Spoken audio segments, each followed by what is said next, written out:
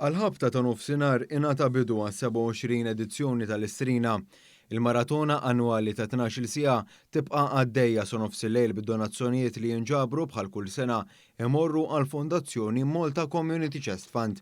Fl-istess ħin fil-Gżira ta' Tretolijiet għaddejja wkoll attività f'Villa Randell fir-Raba ta' Għawdex.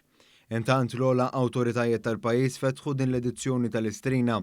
Il-President ta' Malta, George Vella, irringrazzja lil dawk it-tekniċi u l-volontira kollha li jagħmlu l-istrina ssir realtà.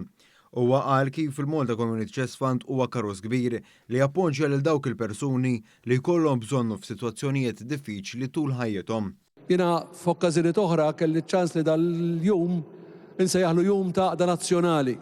Għaliex minkejja d-diverġenzi kollha li jkollna kemm politiċi u whatever, illum il-ġurnata il-koll ninaqdu meta inħarsu lejn l-għana ħari ta' dak li qegħdin niġbru għalih. Dal-fond huwa karuż kbir li nirreferu għalih bħala il-Malta Community Chest Fund, illi sfortunatament ħafna ikollhom il-bżonn li jduru għalih biex isibu l-għajnuna f'mumenti diffiċli ta' ħajjithom. George Vella qal ukoll li flimkien ma' martu jinsabu kommessi li jagħtu l-attenzjoni kollha lil Malta Community Chest Fund biex jaraw li kull euro li jidħol jiġi mqassam kif suppost u b'mod ġust. Il-President Vella awgura kull suċċess għal din l-edizzjoni tal-Istrina billi tkun tirrifletti il-qalb tal-Maltin filwaqt li tħeġġeġ li l-poplu Malti jkun ġeneruż billi jagħmel id-donazzjoni tiegħu. Il-Prim Ministru ta' Malta, Roberta Bela, ħeġġeġ lil kulħadd juri solidarjetà u ġenerożità biex il-koll nagħmlu differenza kbira fil-ħajja tan-nies. U għatenna kif minkejja l-għajnuna li jagħti l-Gvern f'diversi oqsma mediċi, il-Malta Community Chest Fund hija katalista biex tajn lil mijiet ta' Maltin u Għawċin li jkollhom bżonna.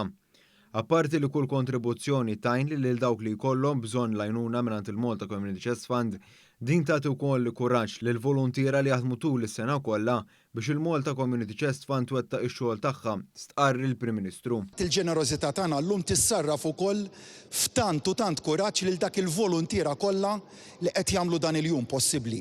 Mhux biss dan il-jum iżda li tul is-sena kollha bil-ħidma altruwista tagħhom, b'da sens ta' altruiżmu b'saħħtu dal-valur li tant huwa sinonimu mal-poplu Malti qegħdin jagħtu l-ħin tagħhom biex jagħmlu l-ħajja ta' ħaddieħor aħjar. Fid-diskors tiegħu, il-Prim Ministru ħabbar donazzjoni fisem il-Gvern mill-Fond għal Kawżi Soċjali. Min-naħa tagħna bħala Gvern tramet il-Fond għal Kawżi Soċjali se nkunu qegħdin nagħtu d-donazzjoni tagħna ta' 60,000 euro bħala waħda mid-donazzjonijiet.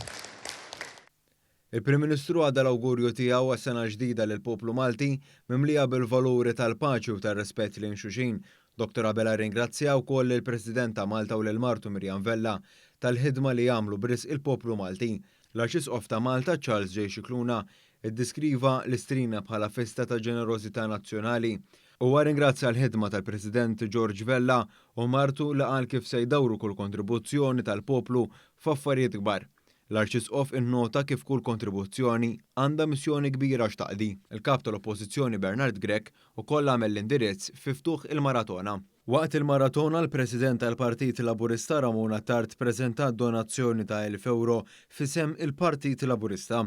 Fost l-attivitajiet li saru matul din is-sena bris l-Istrina kien hemm il-fundran tal-President u l-kunċert orkestra li ġabru aktar minn 200,000 euro kull attività. Dan fil-waqt li l-inizjattiva tal-ktieb tisir mill-qalb ġabret il fuq minn 130,000 euro.